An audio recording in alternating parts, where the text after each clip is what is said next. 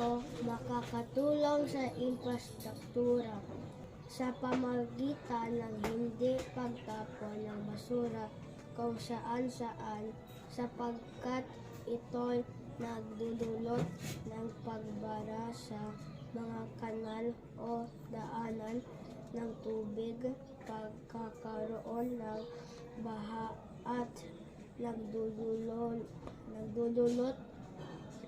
ng pagsikip sa daloy trapiko. Ang kalsada ang isa sa paraan upang umunlad ang ating bansa, lalo na sa darangan ng ekonomiya.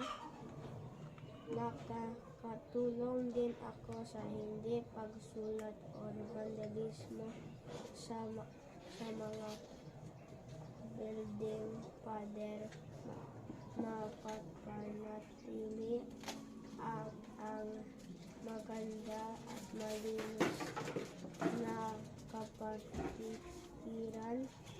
Bilang